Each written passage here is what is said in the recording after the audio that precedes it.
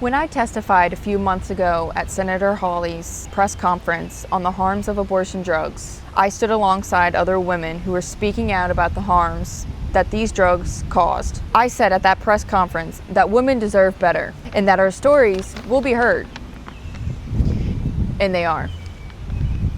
Since that day, more and more women have stepped forward sharing their stories like mine and like Jana's. Stories of coercion, of trauma, of being failed by the government agency that is supposed to protect us. It is time to end mail-order abortions.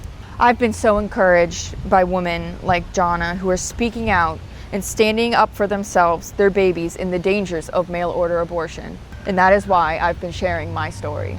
Jana's story and my story overlap in many heartbreaking ways. In October of 2023, my former boyfriend coerced me to take abortion drugs. He ordered them online from a California doctor named Remy Courteau. I've never once spoken to that doctor. Yet he shipped abortion drugs to my house, and those drugs took my child's life. I already loved my baby.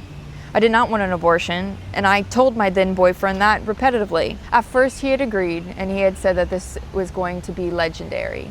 He then changed his mind, and he said that I would ruin his life by having our child. When I stood my ground, he took matters into his own hands, and he ordered the FDA-approved abortion drugs from Aid Access without my consent.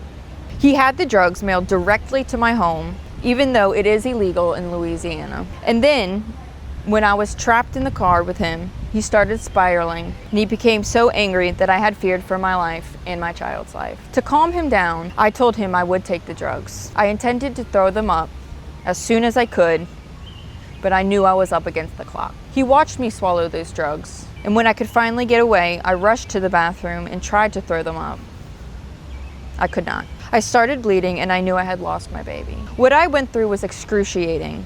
I spent the rest of that night on a towel in the garage soaked in blood. The bleeding did not stop for over a week, but the mental agony has never stopped. My then boyfriend never would have been able to order these drugs. The FDA allowed that to happen by removing the in-person doctor's visit before prescribing them. That protection could have saved my baby. I could have told the doctor I did not want these drugs and that I did not want an abortion, but I was denied of that opportunity.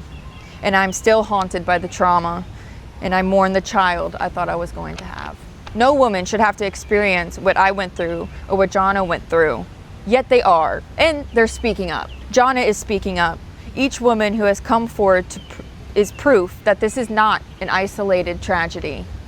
This is a pattern enabled by the FDA, and that's why I'm fighting back with Alliance Defending Freedom and Louisiana Attorney General Liz Murrell. Together, we are suing the FDA for its destructive actions against women and their babies. I want to be a voice for every woman who has been coerced, deceived, or harmed, and for the babies that they have lost. And I hope days like today encourage others to come forward as well.